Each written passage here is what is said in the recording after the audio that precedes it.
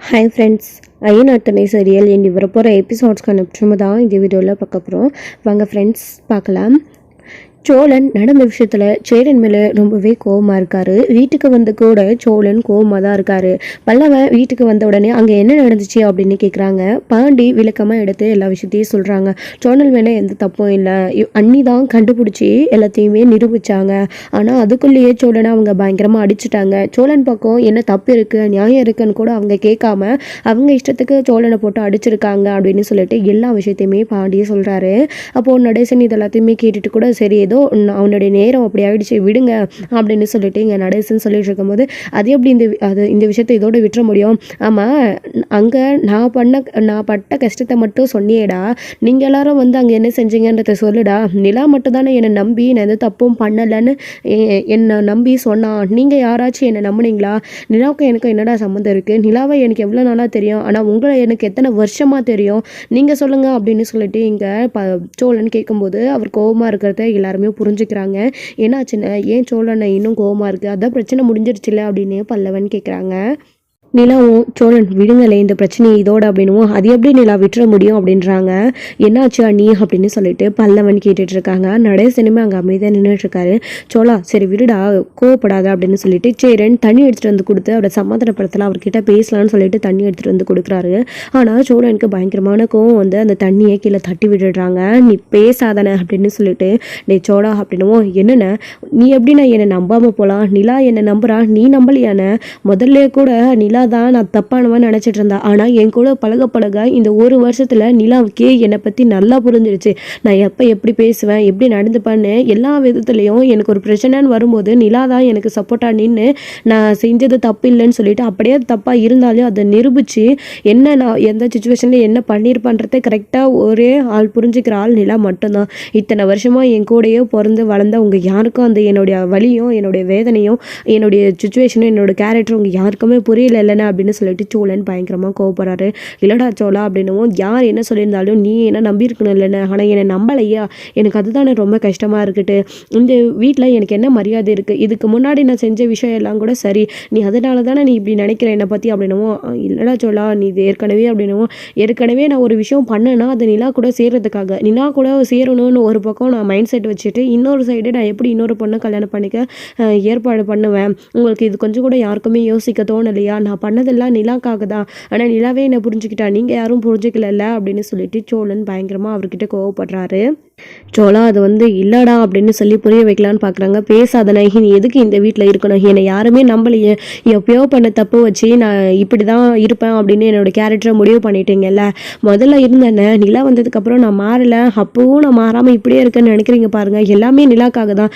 என்னைக்கு நிலா என்கிட்ட கொஞ்சம் சகஜமாக நல்ல விதமாக பேச ஆரம்பித்தாங்களோ அன்னியிலேருந்து நான் நல்ல விதமாக தானே இருக்கேன். நான் மனசரிச்சு எந்த தப்பும் பண்ணலைன்னு, ஆனால் நீ எப்படி என்னை சந்தேகப்பட்டுட்டல அப்படின்னு சொல்லிட்டு நான் இந்த வீட்டில் இனி இருக்க மாட்டேன்னு சொல்லிட்டு கிளம்பலான்னு போகிறாங்க. அப்போது நம்ம நிலா இருந்துக்கிட்டு சோழன் விடுங்க ப்ளீஸ் அப்படின்னுவோம். நீங்கள் அமைதியாக இருங்க நிலா, இதெல்லாம் நான் இப்போதைக்கு இவர்கிட்ட பேசி ஆகணும், பேசாமல் போனால் நான் தான் குற்றவாளி ஆவேன் அப்படின்னு சொல்லிட்டு சோழன் அவரோட மனசில் இருக்கிற எல்லாத்தையும் வீட்டில் எல்லாருக்கிட்டையும் கொட்டி தீர்த்துடுறாங்க. முக்கியமாக பாண்டியன் கிட்ட கூட நீ கூட என்னை நம்பலடா, அண்ணன் நம்பல பரவாயில்ல, அண்ணன் எதை எப்படினாலும் வெகுலியாக நம்புறவர், ஆனால் நீயும் என்னை நம்பலைன்னு சொல்லிட்டு சோழனுக்கு ரொம்ப வருத்தம். இனி ஏன் இந்த வீட்டில் இருக்கணும், நம்ம கிளம்புறோம் அப்படின்னு சொல்லிட்டு நிலா நீங்கள் வாங்க, உன்னை வச்சு காப்பாற்ற என்னால் முடியும், நான் உங்களை கூட்டிகிட்டு போகிறேன், என் மேலே உங்களுக்கு நம்பிக்கை இருக்கல, நீங்கள் என்ன நம்புறீங்களா, எனக்கு அது போதும், வாங்க நிலா கிளம்பலான்னு சொல்கிறாங்க. நிலாவும் சொல்லி பார்க்குறாங்க. முதல்ல சோழன் கேட்குறத கிடையாது, நடுங்க நிலா அப்படின்னு சொல்லிட்டு சோழன் கையை பிடிச்சிட்டு நிலாவை கூட்டிகிட்டு வந்துடுறாரு வெளியில்.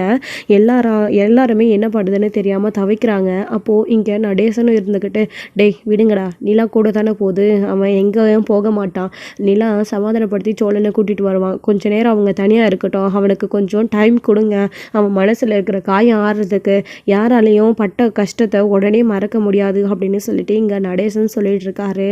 அவன் என்னை அடித்தது கூட வலிக்கலாம், ஆனால் நீங்கள் எல்லாரும் என்னை அந்த இடத்துல விட்டு கொடுத்து பேசுனீங்க பாரு, அதுதான் எனக்கு ரொம்ப வலிக்குது அப்படின்னு சோழன் சொல்லிட்டு அங்கேருந்து ஸ்கூட்டியில் நிலா சோழனை உட்கார வச்சுக்கிட்டு அவங்க 2 பேரும் கிளம்பி தூரமாக போயிடுறாங்க ரொம்ப வருத்தத்தோடையே. ரொம்ப தூரம் போனதுக்கு அப்புறமா எங்கே போகிறதுன்னு தெரியாமல் நிலாவும் கொஞ்சம் தூரத்துலேயே வண்டியை ஸ்டாப் பண்ணிடுறாங்க.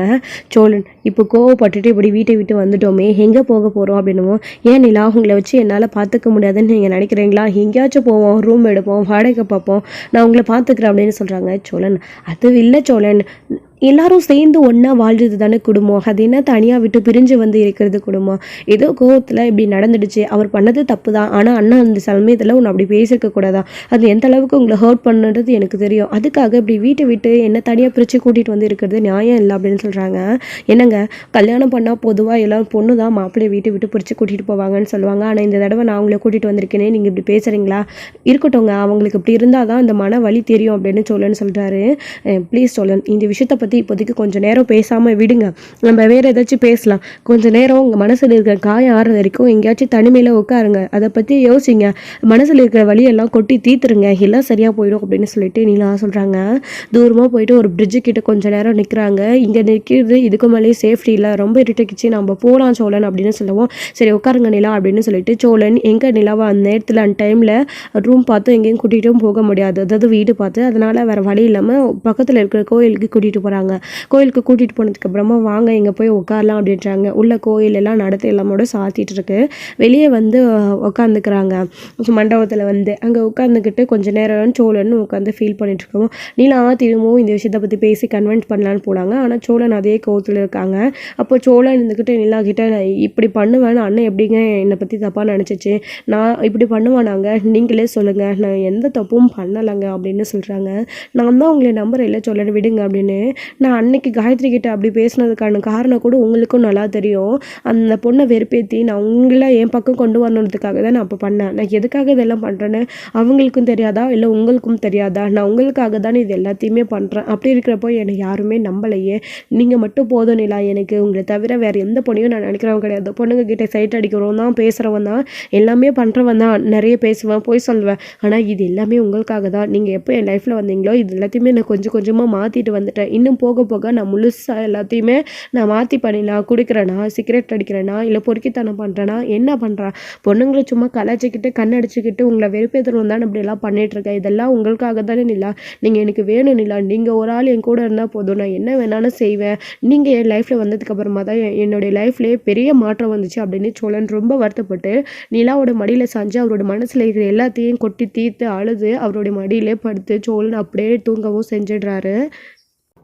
இங்கே வீட்டில் நம்ம சோழனை என்னதான் இருந்தாலும் அப்படி நினச்சிருக்க கூடாது. அந்த இடத்துல நம்ம அவனை விட்டு கொடுத்து பேசிட்டோம், ரொம்ப பெரிய தப்பு பண்ணிட்டோம் அப்படின்னு சேரன்லேருந்து பாண்டி வரைக்கும் எல்லாரும் வருத்தப்பட்டுக்கிட்டு தான் இருக்காங்க. நைட்டு சேரனுக்கு முழுசாக தூக்கம் கூட வரது கிடையாது. வெளியில் போகிறேன்னு சொல்லிட்டு கோச்சிக்கிட்டு போயிட்டான். இன்னும் வீட்டை விட்டு வரலையே, அதாவது வீட்டுக்கு வரலையே, வீட்டை விட்டு வெளியில் போயிட்டான் அப்படின்னு சேரன் ரொம்ப வருத்தத்தோடு அங்கே காத்துட்டு உட்காந்துட்டு இருக்காரு. ஏன் நடேசனுக்கு கூட இது கொஞ்சம் வருத்தமாக இருக்குது. ஒன்று போனால் இன்னொரு பிரச்சனை, என்ன பண்ணுறதுன்னு தெரியாமல் இருக்காங்க. நடேசனுமே அவங்கள போய் வெளியில் தேடி பார்க்கலாமான்னு யோசிச்சாலும் நிலா கூட இருக்கிறதுனால அவர் அந்த ஒரு தைரியத்தெல்லாம் விட்டு வச்சுருக்காங்க. ஸோ இன்னொரு சைடு வந்து அங்கே அப்படி சோழன் குழந்தைத்தனமாக அழுந்துட்டு தூங்கினதுக்கப்புறமா நீலா சோழனை பார்த்து ரசிச்சுட்டு இருக்காங்க. நீலாவுக்கும் சோழன் மேலே இருந்த கோவம் எல்லாம் போய் இப்போ கொஞ்சம் கொஞ்சமாக சோழன் மேலே எப்போவோ நிலாவுக்கு காதல் வர ஆரம்பிச்சிடுச்சு. சோழன் பண்ணுற ஒவ்வொரு விஷயமும் அவருடைய கல்யாணத்துக்காக, அதாவது சேரனுடைய கல்யாணத்துக்காக எவ்வளோ செஞ்சார் சோழன், இதெல்லாம் நினச்சி பார்த்து நிலாவுமே ரொம்ப சந்தோஷப்படுறாங்க. இப்படி ஒரு தம்பி யாருக்கு கிடைப்பாங்க, கடன் வாங்கியாச்சும் அண்ணனோட கல்யாணத்தை நடத்தணும்னு இவ்வளோ செஞ்சார், அதுவும் நம்மளாலன்னு தெரிஞ்சுக்கிட்டு நான் எங்கள் வீட்டை விட்டு போயிடுவேணும் அப்படின்ற ஒரு பயத்தில் அவர் கல்யாணம் கூட பண்ணிக்காமல் இருந்தார். ஆனால் அவருக்காக நமக்காக அண்ணனோட வாழ்க்கை கெட்டு போகக்கூடாதுன்னு சோழன் அண்ணனுக்கு கல்யாணம் நடந்தே தீரணும்னு எவ்வளோ போராடினாரு. இவங்க குடும்பத்துக்கு மட்டும் ஏன் தான் அப்படி நடக்குதுன்னு தெரியல. எல்லாத்தையும் நான் மாற்றி அண்ணன் தம்பிங்க 4 பேரையும் ஒரே வீட்டில் ஒன்றா கல்யாணம் பண்ணிட்டு சந்தோஷமாக வாழ வைப்பேன் நான் அப்படின்னு. அது வரைக்கும் இந்த வீட்டை விட்டு நான் போகவும் மாட்டேன், சோழனை விட்டு போகவும் மாட்டேன் அப்படின்னு நீலா அவங்களுக்கு ஒரு வாக்குறுதியை கொடுத்துக்கிற மாதிரி சவால் விட்டு அந்த குடும்பத்தில், அதாவது அந்த கோயிலில் நிலா உட்காந்து சொல்லிட்டு இருக்காங்க. அந்த சாமியை பார்த்து கண்டிப்பாக நான் எங்கேயும் போக மாட்டேன், இவங்க எல்லாரையும் சந்தோஷமாக ஒன்றா ஒத்துமையாக வாழ வச்சுட்டு தான் நான் அப்புறம் எதுவாக இருந்தாலும் முடிவெடுப்பேன் அப்படின்னு சொல்லிட்டு நிலா அங்கே உட்காந்துக்கிட்டு சொல்லிட்டு இருக்காங்க. சோழனை விட்டு இப்போ கொஞ்சம் கூட பிரிஞ்சு போக நிலாவுக்கு மனசே வரல. அதாவது மனசார நடந்த கல்யாணத்தை சோழனை என்னோட ஹஸ்பண்டாக ஏற்றுக்கிட்டு சந்தோஷமாக சேர்ந்து வாழ்கிற மனநிலைமைக்கு நிலா இன்னும் வரல. சோழன் மேலே அதையும் தாண்டி ஒரு அன்பு, பாசம், ஒரு காதல் இருக்குது அவங்களுக்கு. ஹஸ்பண்டுன்ற ஸ்தானத்தை தாண்டி ஒரு மனசுக்குள்ளே ஒரு காதல் இருக்குது, அவர் ரொம்ப பிடிச்சிருக்கு, அவரை விட்டு போக மனசு இல்லை. நிலாவுக்கு அவருடைய ஹஸ்பண்ட் அப்படின்ற ஒத்துக்கிற மனசளவில் ஒத்துக்கிற நிலைமையும் இல்லை. கொஞ்சம் நாள் ஆகும் இதெல்லாம் போகிறதுக்கு. முதல்ல இது வேண்டாம், எனக்கு டிவோர்ஸ் வாங்கிட்டு நான் போகிறேன் அப்படின்னு சொல்லிட்டு இருந்த நிலா கொஞ்சம் கொஞ்சமாக அவங்களுடைய மனசு மாதிரி அங்கேயே இருந்து இப்போது வீட்டை விட்டு போக மாட்டேன்னு சொல்கிற அளவுக்கு வந்திருக்காங்க. அந்த வீட்டில் இருக்கிற அத்தனை பேரையும் அவ்வளோ பிடிக்கவும் ஆரம்பிச்சிடுச்சு. இதே மாதிரி தொடர்ந்து தொடர்ந்து நிலா அதே வீட்டுக்குள்ளே இருந்தாங்க அப்படின்னா கண்டிப்பாக சோழனையும் ஒரு நாள் கண்டிப்பாக ஏற்றுக்கிட்டு அதே வீட்டில் அந்த வீட்டு மருமகளாக நிலா சோழன் கூட சேர்ந்து ஒன்றா வாழ்வாங்க. அந்த நாள் சீக்கிரமாக வரும். சோழனுடைய தலையை அப்படியே நிலா இப்படி பிடிச்சி அந்த முடியை நீவி விட்டுக்கிட்டே வந்து அங்கேயே உட்காந்துட்டு சோழனையே ரொம்ப நேரம் பார்த்துட்ருக்காங்க. அதுக்கப்புறம் அங்கேயே நிலாவும் கண் அசந்து தூங்கிடுறாங்க. ஸோ காலையில் பொழுது விடிஞ்சிடுது. சோழன் திக்குன்னு கண் விழிக்கிறாங்க. முழிச்சு பார்த்தா நிலா மட்டும் கிடையாது, சோழனும் அங்கே தான் இருந்திருக்காங்க. அதுவும் நைட் ஃபுல்லாக நிலா மடியில் நம்ம தூங்கணும் அப்படின்னு சோழன் அலறி அடித்து எழுந்திரிச்சு உட்கார மாதிரி ஒரு பயத்தில் எழுந்திரிச்சு உட்காடுறாரு. அப்போது நிலா உட்காந்து தூங்கிட்டே இருக்கவும் அப்போது நிலா வசாத வந்து என்ன பண்ணுறாரு, கீழே அந்த தரையில் படுக்க வைக்கிறாங்க.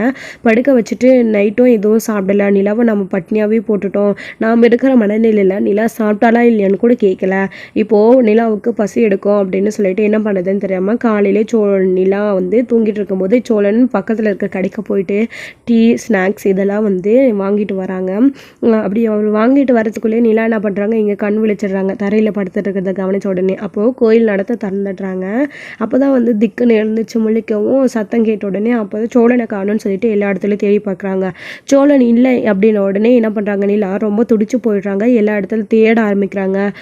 அக்கம் பக்கத்தில் சுற்றி முற்றியும் கோயிலை சுற்றி பார்க்குறாங்க. குளத்தில் மற்ற இடங்களில் எங்கேயுமே சோழன் காணும். நிலா ரொம்ப பயந்து போயிடுறாங்க. கொஞ்ச நேரத்தில் என்ன பண்ணுறாங்க, ரோடு கிட்டேயும் வந்து ரோட் சைடில் எல்லா இடத்துலையும் பார்க்குறாங்க. எங்கே போயிருப்பாருன்னு சோழன் தெரியாமல் ரொம்ப கன்ஃபியூஷனில் இருக்காங்க. திரும்பவும் நிலா வண்டி எடுத்துகிட்டு போய் நம்ம தேடி பார்க்கலாம் அப்படின்ற ஒரு மைண்ட் செட்டில் திரும்பவும் வந்துடுறாங்க. வந்து வண்டி எடுக்கலாமா, எங்கே போயிருப்பாரு சோழன்னு யோசிச்சுக்கிட்டு ஃபோன் பண்ணி பார்க்கலான்னு ஃபோன் பண்ணாலே அவரோட ஃபோனும் சுவிட்ச் ஆஃப்னு வருது. இங்கே தான் வந்து நிலா நின்றுட்டே இருக்காங்க, என்ன பண்ணுறதுன்னு தெரியாமல். இன்னொரு சைடு இங்கே காலையில் ஆகி கூட இன்னமும் நிலாவும் சோழனும் வரல, எங்கே போயிருப்பாங்க, நிலாவுக்கும் ஃபோன் பண்ணால் ரீச் ஆக மாட்டேங்குது அப்படின்னு சேரன் ரொம்ப வருத்தத்தோடு உட்காந்துட்டு இருக்காங்க. பாண்டி பல்லவன் கூட இதே மைண்ட் செட்டில் தான் அவங்கள தேடிட்டு இருக்காங்க, எங்கே போயிருப்பாங்க அப்படின்னு சொல்லிட்டு ரொம்பவே கன்ஃபியூஷனாக. நாங்கள் போய் பார்க்குறோண்ணே, வெளியில் நாங்கள் தேடி பார்க்குறோம் அப்படின்னு சொல்கிறாங்க. நிலா கூட இருக்கிறதுனால அவங்களுக்கு சட்டுன்னு போய் தேடவும் மனசு இல்லை. நிலா அப்படியே விட்டுறவும் மாட்டாங்க, சோழனை கூட்டிகிட்டு வருவாங்கன்ற நம்பிக்கையில் அவங்களும் எங்கேயும் தேடாமையும் இருக்காங்க. என்ன பண்ணுறதுன்னு தெரியாமல் ஒரே கன்ஃபியூஷனில் உட்காந்துட்டு இருக்காங்க. நம்ம பண்ணது தப்புன்னு அவர் தப்பை உணர்ந்து அங்கே ஃபீல் பண்ணிவிட்டு உட்காந்துட்ருக்காரு நம்ம சேரன். வந்து இன்னொரு சைடு இங்கே சோழனை காணான உடனே நிலா பதறி போய் வண்டி எடுக்கலான்னு எடுக்கும்போது சோழன் கரெக்டாக வந்துடுறாங்க. வந்த சோழன் என்ன பண்ணுறாரு, எங்கே கிளம்பிட்டீங்க அப்படின்னு கேட்கும்போது சோழனை பார்த்த உடனே நிலாவுக்கு அப்போ தான் மனசு கொஞ்சம் ரிலாக்ஸ் ஆகுது. சோழன் எங்கே போயிருந்தீங்க, உங்களை தான் நான் தேடிட்டு இருந்தேன் இவ்வளோ நேரம் அப்படின்னவும், இல்லை நீங்கள் தூங்கிட்டு இருந்தீங்களா, நைட்டு எதுவும் சாப்பிடல, அதான் டீ காஃபியாச்சும் வாங்கிட்டு வரலான்னு போயிருந்தேன் அப்படின்னவும், எங்கள் சோழன் அதுக்கு வண்டியாச்சும் எடுத்துகிட்டு போயிருக்கலாம்ல, இப்படி பக்கத்தில் நடந்தே போயிருக்கீங்களே அப்படின்னு கேட்குறாங்க. இல்லை நிலா, நான் நடந்து போயினதுக்கே நீங்கள் என்னை காணோன்னு தேடிட்டு இருந்தீங்க, இதில் வண்டி எடுத்துகிட்டு போயிட்டு இருந்தேன்னா எங்கேயோ போயிட்டேன்னு நினச்சிக்க மாட்டீங்க அதான் அப்படின்றாங்க. இப்போ மட்டும் என்னவா, வண்டியை விட்டுட்டு நீங்கள் பாட்டுக்கு நடந்து என்னையும் விட்டுட்டு எங்கேயோ போயிட்டீங்க போல இருக்குல்ல நினச்சா அப்படின்னுவா. அது எப்படின்னு இல்லை, உங்களை நான் நல்லா பார்த்துக்கிறேன், என் கூட வாங்கன்னு உங்களை நம்பிக்கையாக கூட்டிகிட்டு வந்து இப்படி நடு தெருவில் இந்த கோயிலில் நான் உங்களை அனாதையை விட்டுட்டு போயிடுவேன் நீங்கள் எப்படி நினச்சிங்க, உங்களுக்காக நான் இருக்கேன், எனக்காக நீங்கள் இருக்க மாட்டீங்களா அப்படின்னு சொல்லி கேட்கவும், என்ன சோழன் காலையிலே இப்படியெல்லாம் பேசிகிட்டு இருக்கீங்க, வாங்க உட்காருங்க அப்படின்னு சொல்லுவோம். சரி இந்தாங்க டீ ஆறிடும், டீ குடிங்க அப்படின்னு ரெண்டு பேரும் உட்காந்து டீ குடிச்சிட்ருக்காங்க. சரி சோழன் இப்படியே இருந்தால் எப்படி, கிளம்பலாமா அப்படின்னும், எங்கங்க, ஆமாம் வீடு பார்க்கணும்ல, போலாம் வாங்க வீடு போய் பார்க்கலாம் அப்படின்னு சோழன் சொல்லவும், சோழன் அங்கெல்லாம் வேணாம் சோழன், வீடெல்லாம் பார்க்க வேணாம், நம்ம வீட்டுக்கு போகலாம் அப்படின்னு நிலா சொல்கிறாங்க. அதை மட்டும் பேசாதீங்க தயவு செஞ்சு அப்படின்னு சோழன் சொல்கிறாரு. இன்னமும் உங்கள் கோபம் போலியா சோழன், நீங்கள் பேசாமல் கூட இருங்க, ஆனால் வீட்டை விட்டு நம்ம எங்கேயும் போக வேண்டாம் சோழன், நாம் அங்கேயே இருக்கலாம் சோழன், ப்ளீஸ் சோழன். பல்லவனை நினச்சி பார்த்தீங்களா, வீட்டில் ஒருத்தர் இல்லைன்னா கூட பல்லவன் எப்படி வருத்தப்படுவான், என்ன ஆவான்னு சொல்லிட்டு, அவனுக்கு பிடிச்ச நானும் நீங்களும் இங்கே இருக்கோம், அப்போது நம்மளை நினச்சி அவன் எந்த அளவுக்கு வருத்தப்படுவான் அப்படின்றவோம், அவனுக்காகலாம் நாம் அங்கே போய் இருக்கணுன்ற அவசியம் இல்லைங்க, அவன் ஒரு சுயநலவாதி, நீங்கள் இல்லைன்னா வருத்தப்பட்டாலுமா, அண்ணன் இல்லைன்னா வருத்தப்பட்டாலுமா, எல்லாத்துக்கும் அவன் அப்படி தான் அழுதுட்டு இருப்பான், அவனுக்கு ஏற்ற மாதிரி நாம் இருக்க முடியுமா, ஏன் நீங்கள் என் கூட சேர்ந்து வாழலைன்னா கூட பரவாயில்ல, நீங்கள் இந்த வீட்டை விட்டு போகக்கூடாதுன்னு நினச்சவான், அவனை பற்றி நான் ஏன் கவலைப்படணும் அப்படின்னு சோழன் சொல்கிறாரு.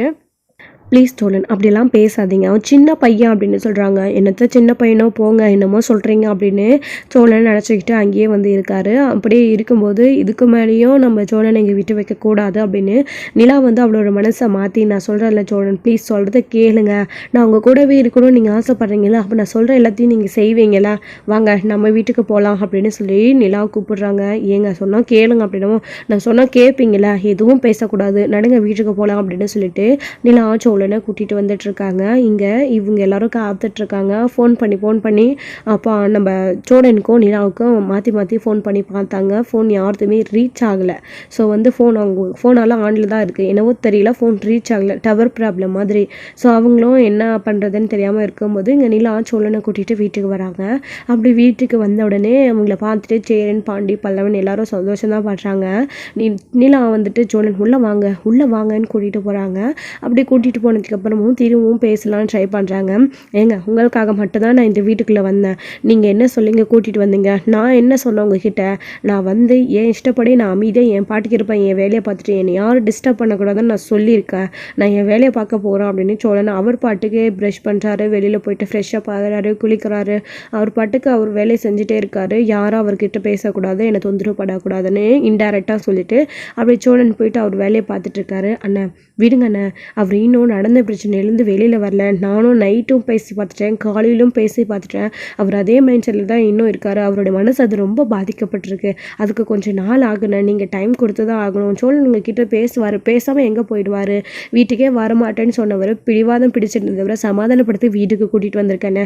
இப்போ யாரும் எதுவும் இந்த விஷயமா பேச வேணாம் அப்படின்னு சொன்ன உடனே, சரிப்பா நீ சொன்னால் சரியாக தான் இருக்கும், ஏன்னா நான் பண்ண தப்பு அந்த மாதிரி, சரிப்பா அப்படின்னு சொல்லிட்டு சேரனும் டிஸ்டர்ப் பண்ணாமல் விட்டுடுறாங்க. அவரும் அவரோட வேலையை பார்த்துட்டு இருக்காங்க. ஃப்ரெஷ்ஷப் ஆகிட்டு குளிச்சு முடிச்சுட்டு எல்லாரும் சாப்பிட்டுட்டு இருக்காங்க. நிலா வந்துட்டு வாங்க சோழன் சாப்பிடலான்றாங்க. இல்லை நிலா எனக்கு வேண்டாம், நான் ஓனர் கால் பண்ணார், சவாரி இருக்கு, நான் கிளம்புறேன்னு சொல்லிட்டு கிளம்புறேன்றாரு. சோழன் பார்த்து போயிட்டு வாங்க, நான் மதியம் கால் பண்ணுவேன், சீக்கிரம் வந்துடணும் அப்படின்னவும் சரி நிலா அப்படின்னு சொல்லிட்டு நிலா கிட்ட மட்டும்தான் நம்ம சோழன் பேசுகிறாரு. பேசிட்டு அங்கேருந்து கிளம்பி போகிறாரு. வெளியில் போகும்போது பல்லவன் வெளியே நின்றுக்கிட்டு அண்ணன் அப்படின்றாரு. சோழன் ஒரு நிமிஷம் நிற்கிறாரு. நான் என்னென்ன தப்பு பண்ணேன், என்கிட்ட கூட பேச மாட்டியா அப்படின்னவும், உன்கிட்ட நான் ஏன்டா பேசாமல் இருக்க போகிறேன், காலேஜ் போலியா நீ அப்படின்னு சொல்கிறாங்க.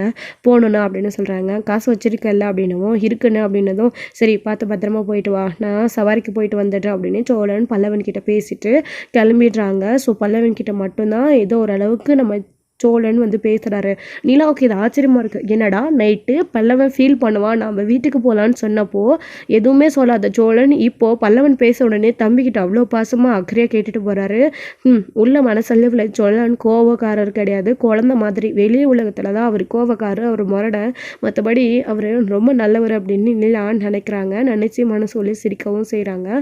இதோட இந்த எபிசோட் வந்து முடிச்சிருக்காங்க. ஸோ அடுத்தடுத்த எபிசோடில் என்ன நடக்க போகுது அப்படின்னு வெயிட் பண்ண நெக்ஸ்டோட பார்க்கலாம். அப்புறம் தேங்க்யூ.